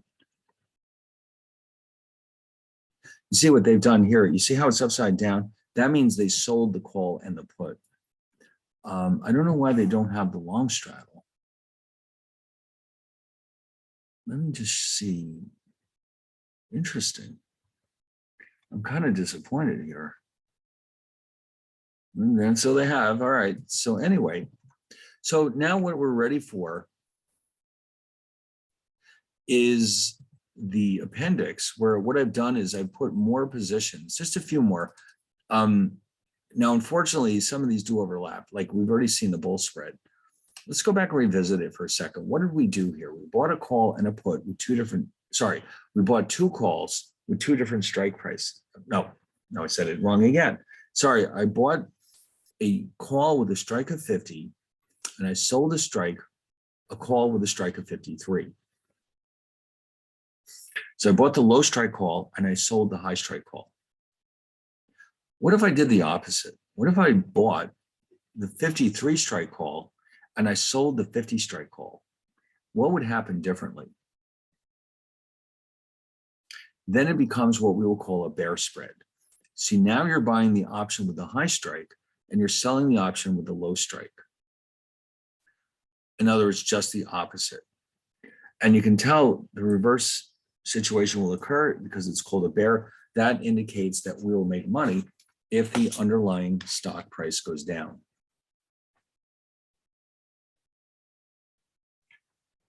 All right, that's what we're hoping for. All right, so it's the same. And once again, you can have a bear spread created completely from calls or from puts. In the first case, we call it a bull call spread. And in the second case, a bear put spread. So we're going to take the options we had in the previous example, but now we're going to reverse their roles. We're going to buy the high strike call and we're going to sell the low strike call. So here's the chart. So remember, we're selling the low strike and buying the high strike. Here's our payoff. Now, it looks very unimpressive, doesn't it? Wow, the payoff is 0 or negative. And in fact, what I've done here, this is the bear spread. I put back in here the bull so you can see them together. And you can see essentially what you've done is you've taken the bull spread and flipped it upside down.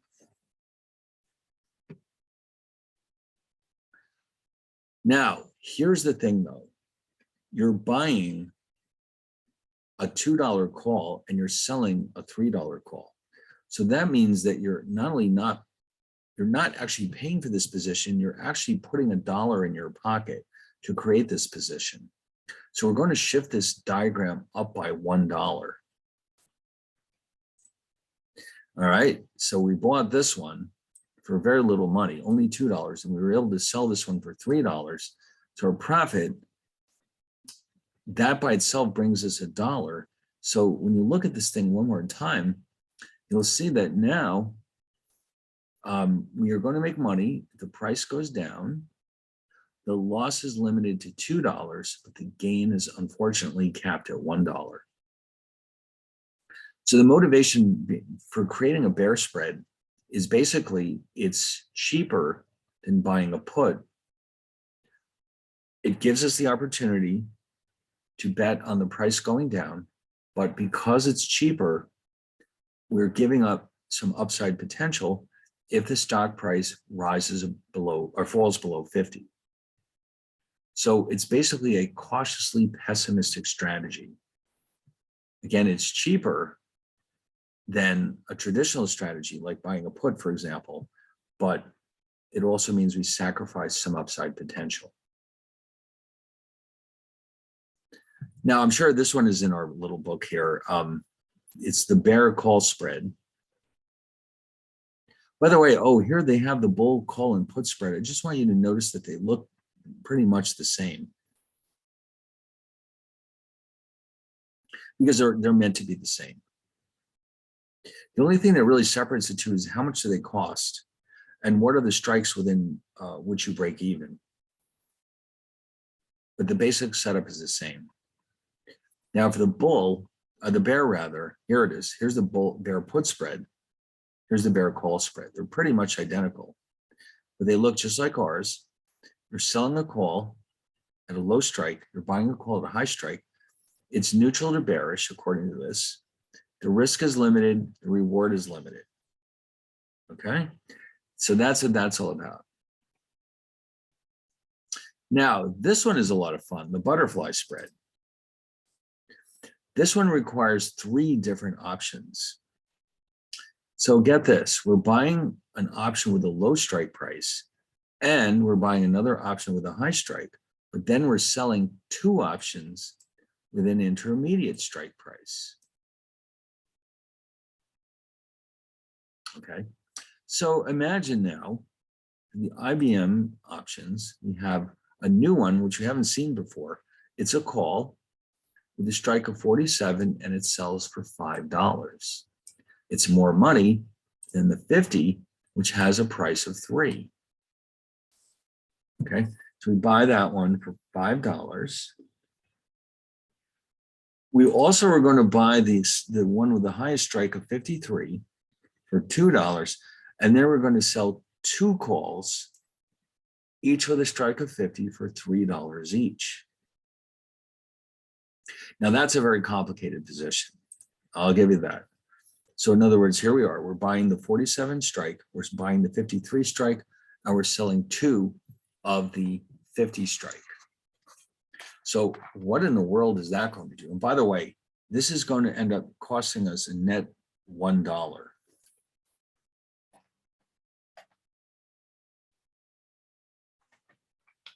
And so what exactly is going to happen when we do this thing? Well. So I've set up, as usual, a chart. And so the X147, we own this one. We own this one. And now you notice this one says -2 times max because we sold 2 of them. Look at these payoffs. This is what I want you to notice. It ranges from 0 to $3, but then it goes back down to 0. Huh. So what does that look like? Oh, look at this. It's basically an upside down V. It's like a tent. Now it's called a butterfly. I don't know who thought up this name. It doesn't really look like a butterfly at all. It looks like a tent to me. But so between the two strikes, if it stays in that range, this is the opposite of the straddle. We want the stock to stay in this narrow range. This is how we make our money. It stays in this range. And if it stays at 50, the strike of the intermediate option, then we make the most money. So basically, you can think of this as betting against volatility. So in other words, we're the ones who think that the FDA is going to postpone their announcement on that drug, and the stock price will stay in this narrow range. That's what we're doing when we buy this butterfly. We're betting that the price will not go outside the range from 47 up to 53, because those are the two outer strikes. We're hoping that it stays close to 50 in the center. Interesting. Now, of course, we have to take into account the fact that we paid a net dollar for this position. So we're going to shift the graph down. And yes, there you go. So we have a maximum loss of $1, of course.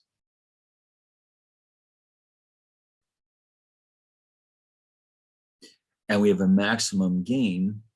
Sorry, this is also maximum loss. The maximum gain is right here of $2.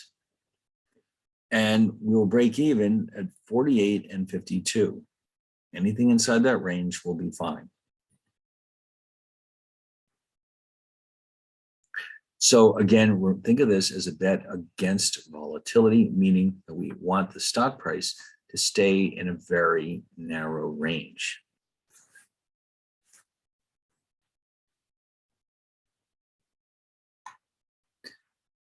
Now, here's a question for you. What if we had the opposite outlook? What if we really think the FDA will either announce an approval or disapproval of that drug company's product?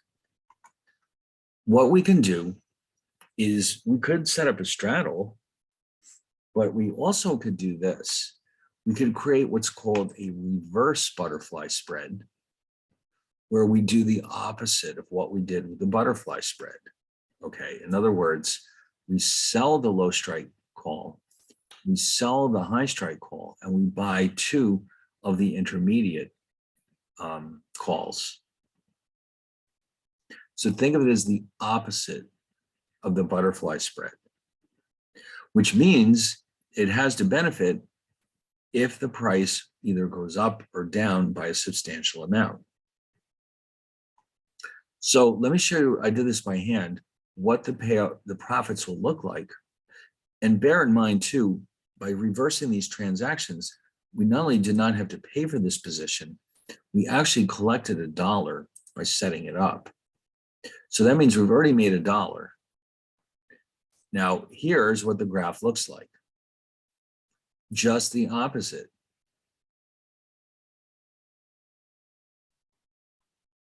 So that means, and by the way, that's the $1 that we receive for setting this thing up.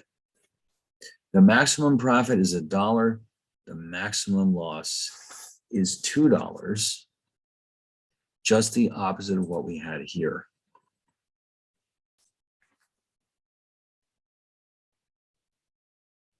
So that means if the price does go up or down by quite a bit, we are going to make money, although not that much, not like with the straddle. But guess what? Unlike with the straddle, well, I mean, here there's a limit, but it's also very cheap. That's the key. So in other words, a reverse butterfly is much cheaper than a straddle. Actually, let me quickly add that here. A reverse butterfly is cheaper than a straddle, but the upside potential is much more limited.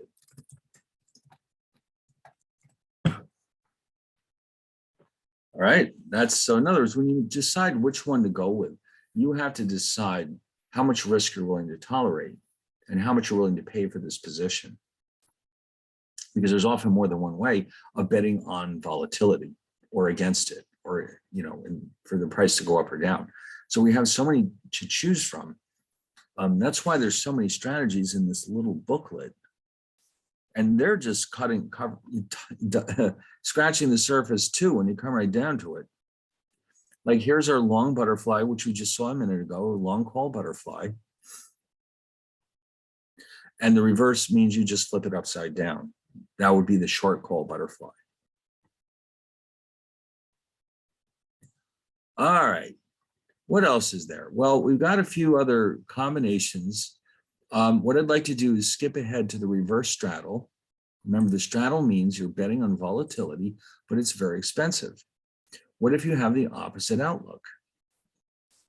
Oh, well, that would be this case.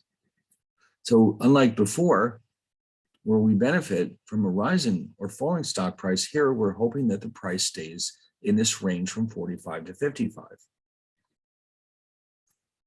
Now, here's the problem, though. If you look at the way it's drawn, if the price goes up or down beyond those two ranges from 45 to 55, we could lose an awful lot of money. Look at that. So this is where the butterfly is actually helpful. The butterfly, if we go back and revisit it for a second, you can see has a maximum amount that we can lose. Not so with the reverse straddle. There's basically no limit, or very close to no limit, to how much we could lose. So that's why this is such a risky position. And so if you're not a real gambler, you might be better off with a butterfly than a reverse straddle if you're trying to bet against volatility.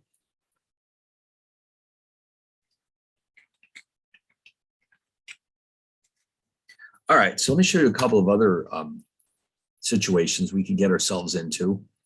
We have a strangle, which is a variation of a straddle. It's the same logic, except that, we're still betting on volatility, but what we're doing here is we're not using the same strike price for both options. Why are we doing that? Well, we're buying a call with a high strike and a put with a lower strike. Same maturity, same asset. So let me just quickly jump ahead and show you what this thing looks like. Oh, wow, there's no pointy bottom, it's a flat bottom.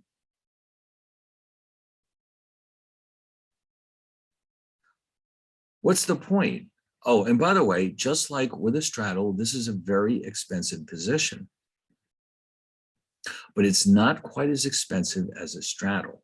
It's a little bit cheaper.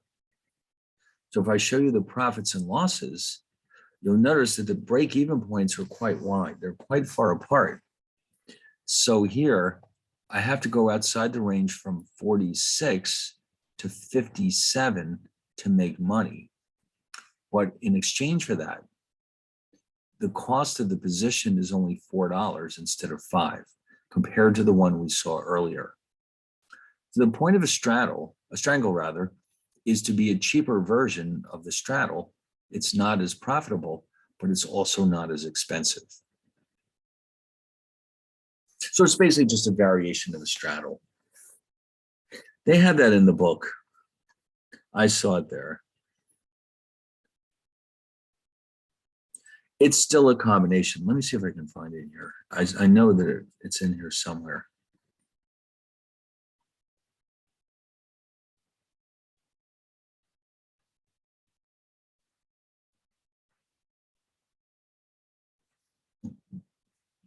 Okay. That's the short strangle. That's the opposite. The long strangle. Wow, they don't have that one. What they're showing you here is this is, if we take our strangle and we reverse it by selling both the call and the put, this is what it looks like. So we sell both the call and the put.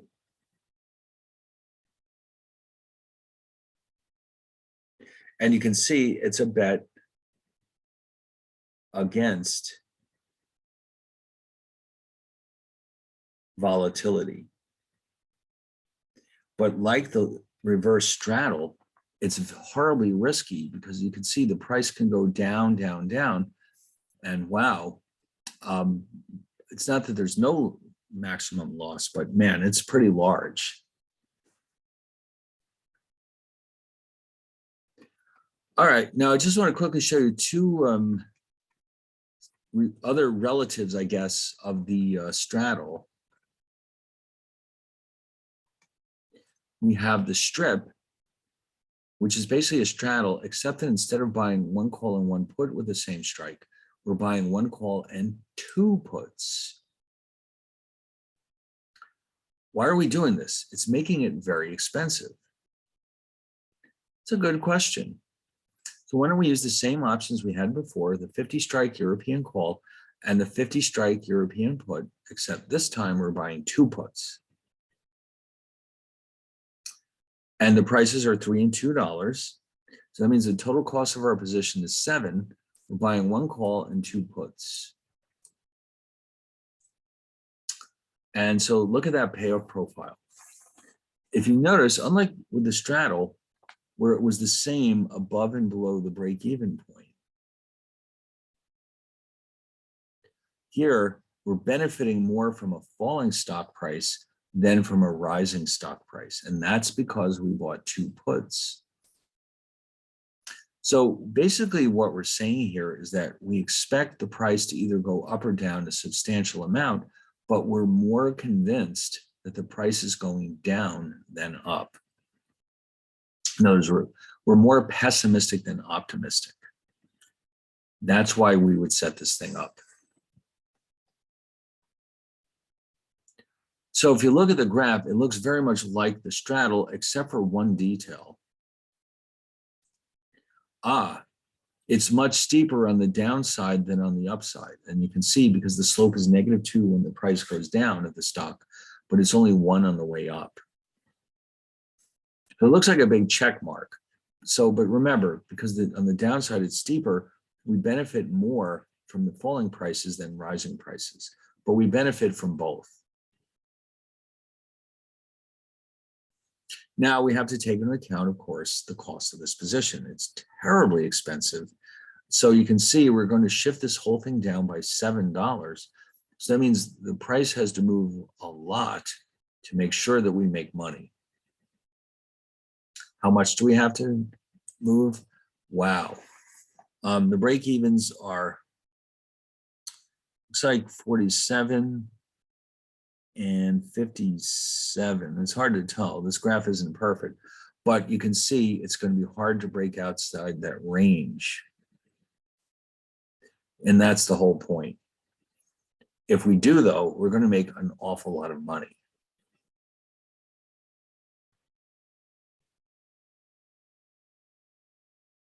Actually, I think the reason why it looks like this, the break-evens are not integers. I can tell from this chart. One of the break-evens is somewhere between 46 and 48, and the other one is somewhere between 54 and 56. Whatever that is, that's where we break even.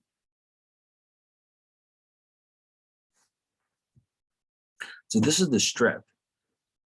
One call, two puts. Now, just like all the other positions, this one can be reversed. Okay, and we end up with, in this case, if we sell two puts and sell one call, we have a reverse strip, and that's just the upside down version of the strip. Here we're betting against volatility.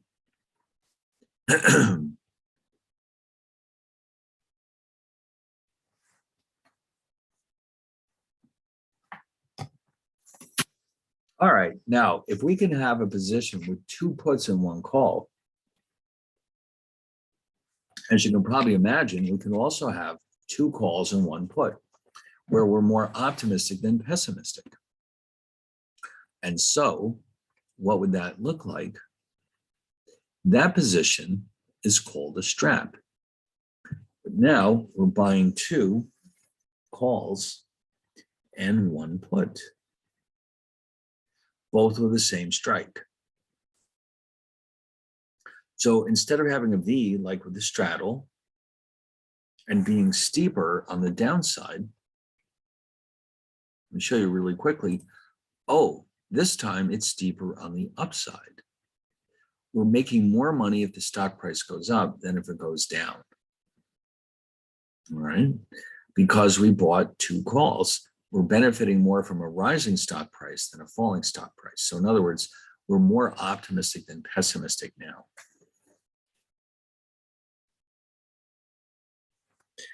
All right, now, of course, we unfortunately have to take into account the very heavy expense of this position. So when we do that, we'll shift the whole thing down. And there it is. All right, the price has to go below 42 or above 54 for us to make money, which seems like a lot. So we're going to lose in this range. We need to move outside a very wide range in order to make money. Okay, but at least there's a limit to our losses. That's something that we don't get with the reverse straddles or reverse strangles. And finally, of course, we can have a reverse strap. We sell everything, and the position is just the upside down version, which means very steep on the upside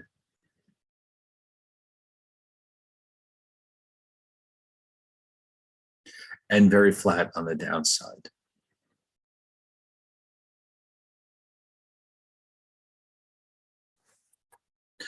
All right, now there's 2 more that I want to show you. These are different because they involve the underlying asset, the stock in our case.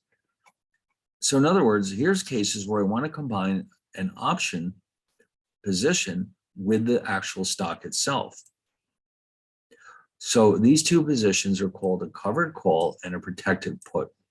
And unlike the others, which involve multiple options, these involve the actual asset and either a call or a put. All right, so how does this work? And why do we want to do this? All right, well, first of all, a covered call means you own the stock and you write a call. It's that simple.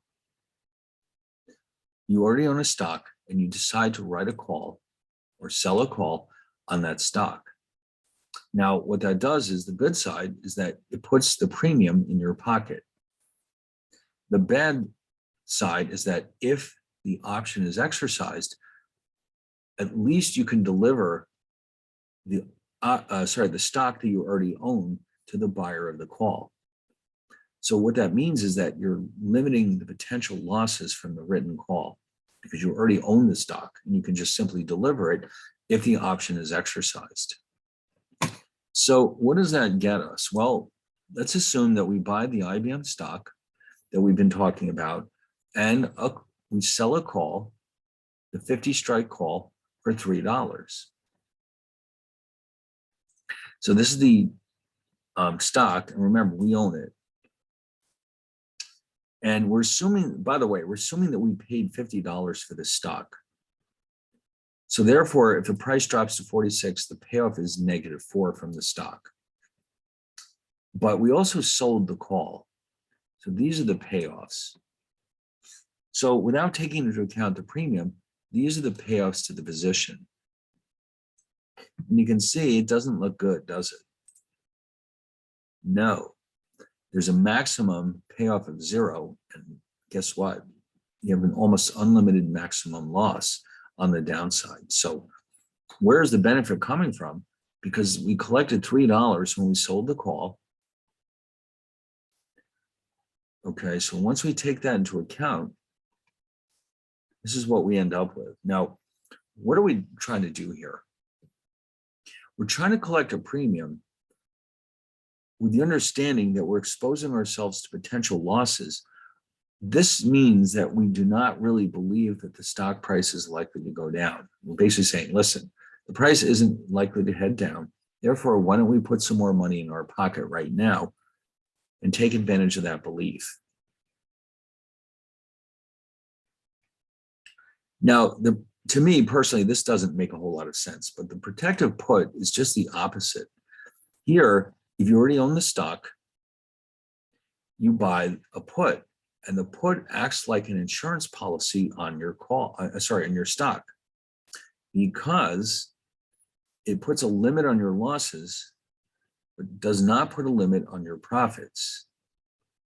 It's just like an insurance policy.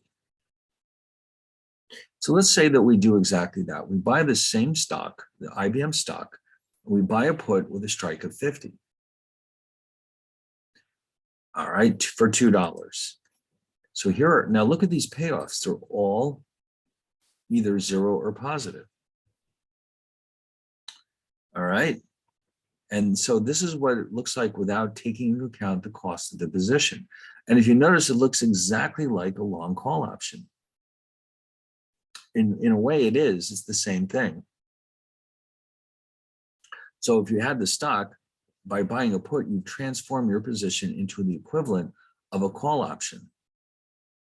Now, when I take into account the cost of the put rather, I end up with a limit to my losses of $2, what I paid for the put, but I still retain all this upside potential from the stock itself. If I didn't buy the put, the stock price can continue to drop all the way down here. Look at that. So this is what I'm avoiding by buying the put. This is what I'm insuring against, a large drop in the price of the stock. By buying this put, I've capped my losses at $2, and yet I still retain all this upside potential. I like this idea a lot.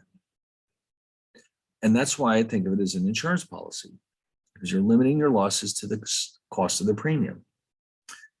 Just like when you buy an insurance on your car, if your car gets totaled and they reimburse you for it, the maximum you're out of pocket is the cost of the insurance itself. All right, now down here at the bottom, in case you're interested, I've got these charts that summarize everything here that we've done, and it's a lot of information. So this way, if you're not sure, you can look it up and say, listen, I don't remember what a butterfly spread is, or a straddle, or a strangle. It's all right here. I think this is helpful in remembering all of these details. And also, of course, you have this book or booklet, which has all these other positions. And in fact, if you flip through here, you're going to see some really wild ones. Look at this. Look at the way it's structured. It goes across, it goes up, then it comes down, and very weird. What else haven't we seen in here?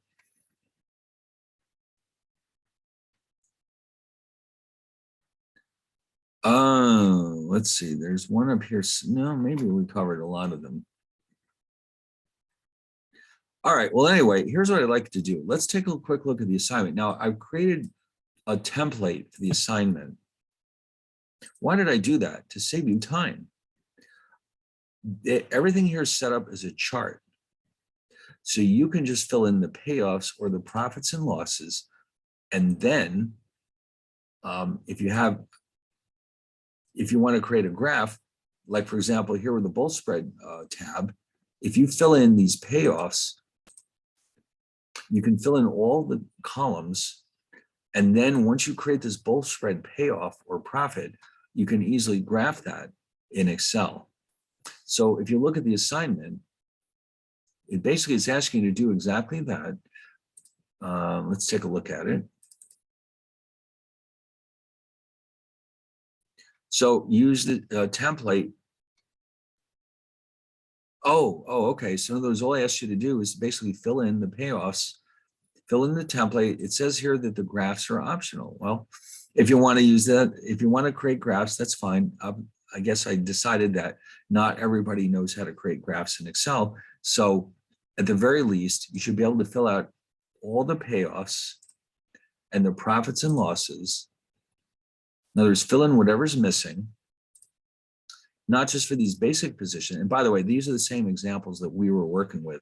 So you should have no trouble finding these formulas or doing this. And because you'll be able to see what the answers were in the slides, and then create all these different positions, some of which we just did tonight, some of which we did not.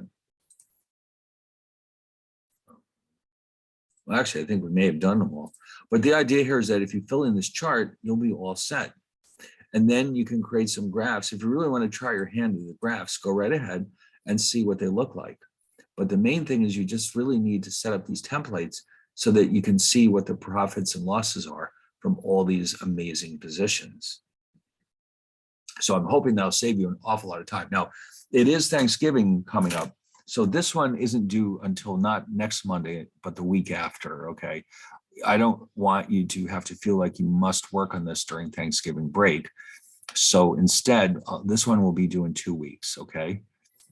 So don't worry about it. Don't go home for Thanksgiving and say, oh my God, I have to worry about this assignment. No, you can hand it in the following Monday. It's fine. All right. So in the meantime, now that's pretty much it for option strategies this week. Next week, we'll be looking at more discussion about options, but this time we're focusing on the pricing issues. Okay, we're going to be starting to look at a lot of other important issues about pricing. So that should be very interesting. And in the meantime, I guess I'll just wish you all a good night and a happy Thanksgiving. All right, how does that sound? All right, see you all next time. Thank you. Okay, bye.